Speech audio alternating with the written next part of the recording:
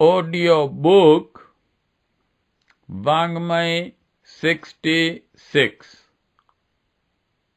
युग निर्माण योजना दर्शन स्वरूप व कार्यक्रम चैप्टर 1 पार्ट 13 परिवार जीवन विकास की प्रयोगशाला।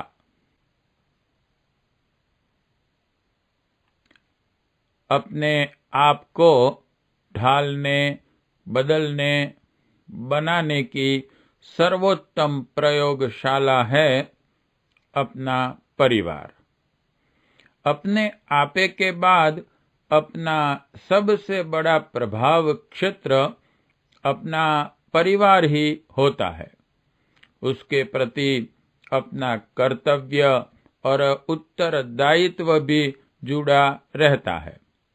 इसलिए आत्मनिर्माण और परिवार निर्माण को एक साथ मिलाकर भी चला जा सकता है।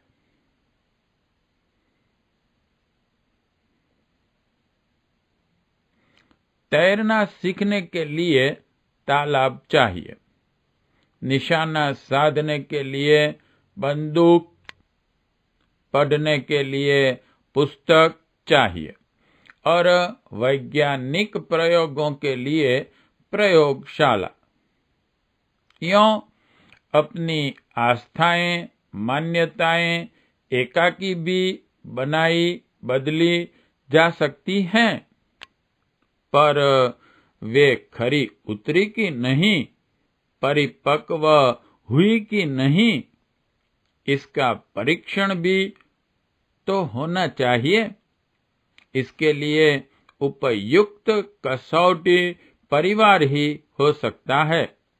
फिर वह ईश्वर का सींचा हुआ एक बगीचा भी है। उसे कर्मठ और कुशल माली की तरह संभाला संयोजा जाना भी है।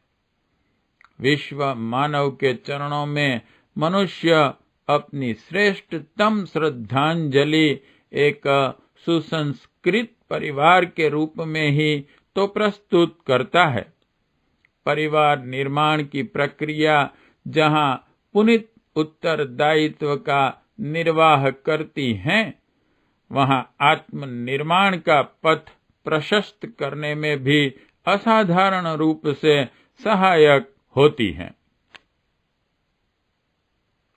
जल्दी सोने और जल्दी उठने की आदत स्वास्थ्य संरक्षण से लेकर प्रातः काल ब्रह्म मुहूर्त में सबसे महत्वपूर्ण कार्य निपटाने का अवसर पाने तक अनेक दृष्टियों से महत्वपूर्ण है। संसार के जितने भी कुकर्म अनाचार होते हैं, उनमें से 17% रात्रि के प्रथम प्रहर में होते हैं। वह समय जागने का नहीं।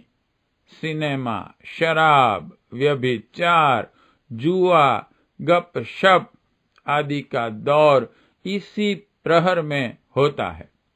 यदि यह आध्यात्मिक विपत्ति का समय सोकर व्यतीत कर दिया जाए तो अधिकांश बुराइयों से छुटकारा मिल जाता है और प्रातः काल का ब्रह्म मुहूर्त उपासना, विद्याध्ययन, व्यायाम आदि किसी भी उपयोगी कार्य में लगाया जा सकता है। इस संदर्भ में जैन धर्म की परंपरा बहुत ही प्रशंसनीय है कि सूर्य डूबने से पहले भोजन करके निवृत्त हो जाया जाए। इसी में एक कड़ी हमें और जोड़ देनी है कि यथासंभव अधिक रात व्यतीत किए बिना जल्दी ही सो भी जाया जाए। रात्रि में भोजन के बाद ज्ञान वृद्धि का सात्विक मनोरंजन चलना चाहिए। सारे परिवार को इकट्ठा करके विचार गोष्ठी चलाई जाए। घर के शिक्षितों में क्रमशः एक एक दिन घंटा या आधा घंटा सत्साहित्य पढ़कर सुनाया करें और शेष सब लोग सुना करें। युग निर्माण साहित्य में इस प्रयोजन के लिए कितनी ही पुस्तकें बहुत ही महत्वपूर्ण हैं। पत्रिकाओं में समाचार प्रसंग, संस्मरण तथा जीवन वृत्तांत छपते हैं और भी कितने ही जीवन उपयोगी विषय रहते हैं। उन्हें पढ़ने और सुनने की पद्धति चल पड़े तो एक प्रकार से स्वाध्याय और सत्संग की आवश्यकता सहज ही पूरी होती रहेगी। कुछ ही दिनों में इसका प्रभाव दिखने लगेगा और प्रतीत होगा कि इस भावनात्मक आहार को पाकर हर एक का अंतःकरण कितना विकसित हो रहा है। अपना नित्य का स्वाध्याय इसी आयोजन से जुड़ा रह सकता है। पढ़ने सुनने के बाद प्रश्नोत्तर का क्रम अपनाया जाए।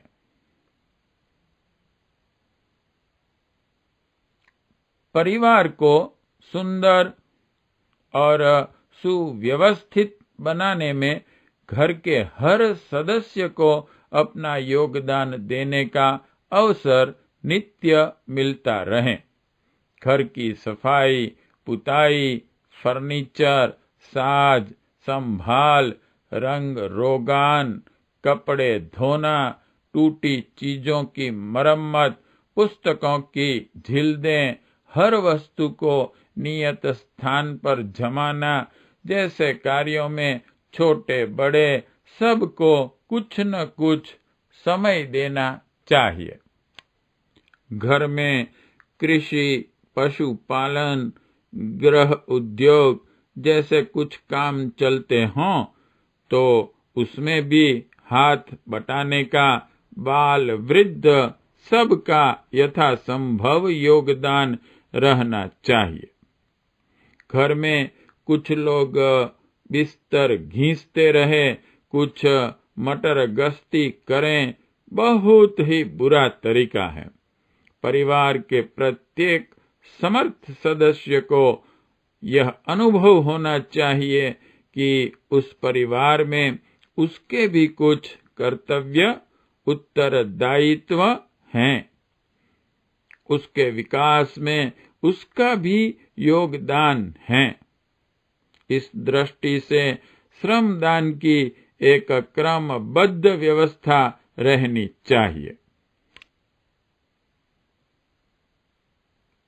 स्वच्छता और सौंदर्य, सुसज्जा, सुव्यवस्था शालीन परिवार की शान है।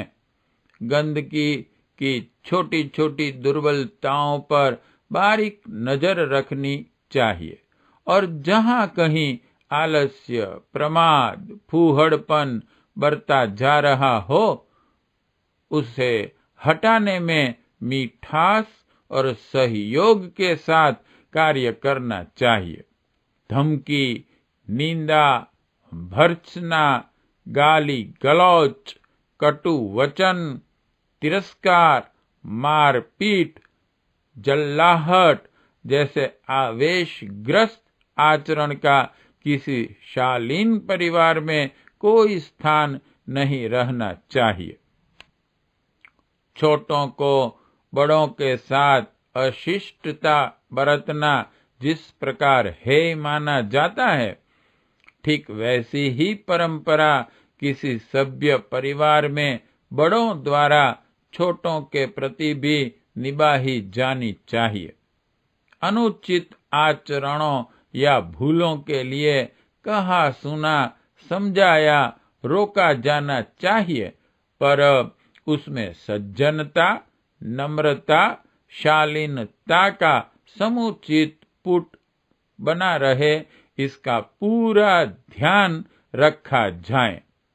किसी का भी अपमान न किया जाए, किसी के भी स्वाभिमान को चोट न पहुंचाई जाए, भले ही वह आयु में कितना ही छोटा नितांत अबोध बालक ही क्यों न हो।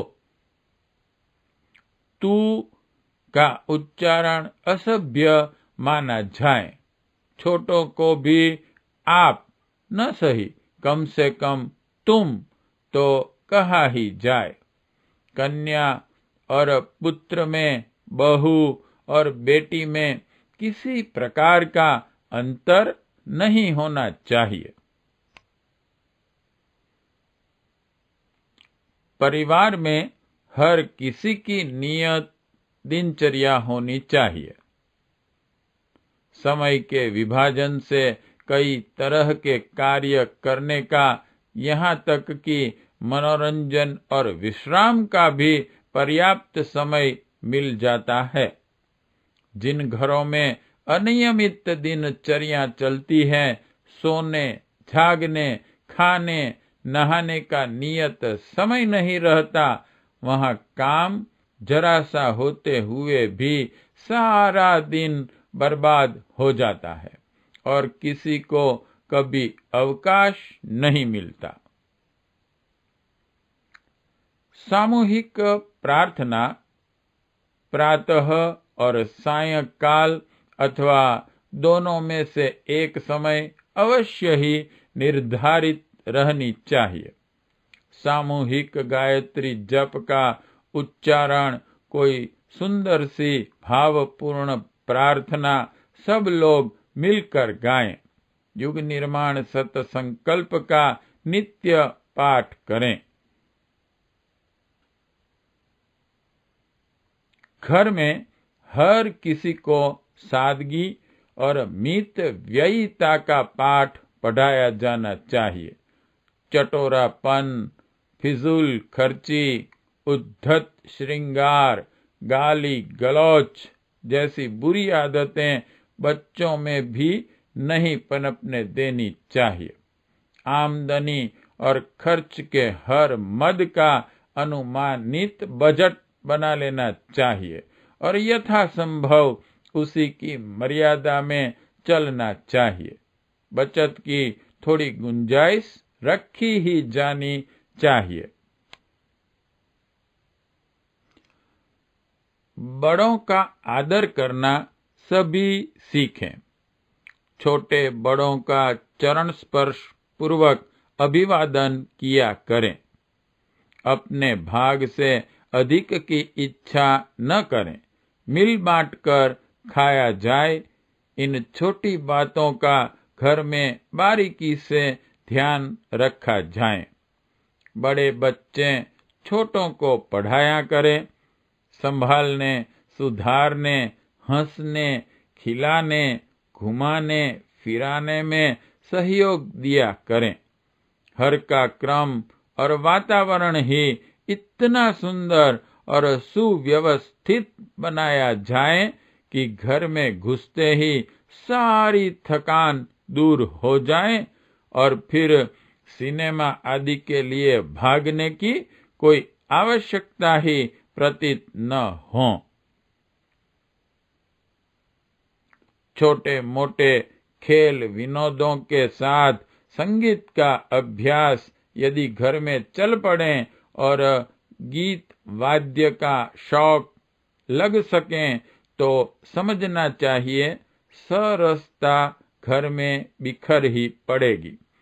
बच्चों को साथ लेकर पार्क आदि में घूमने जाना, किसी त्योहार आदि पर पिकनिक मनाना घर के वातावरण को बहुत ही उल्लासपूर्ण बना देता है।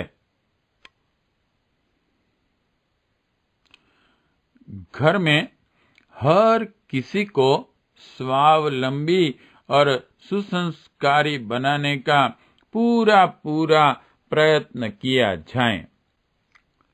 लाड चाव में किसी को भी फिजूल खर्ची की आदत न डालने दी जाएं।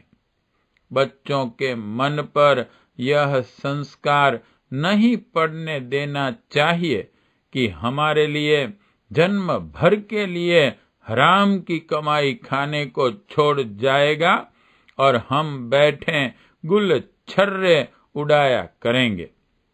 इस प्रकार की आशा बच्चों को दिलाना या परिस्थिति बनाना संतान की नैतिक हत्या कर डालने के बराबर हैं।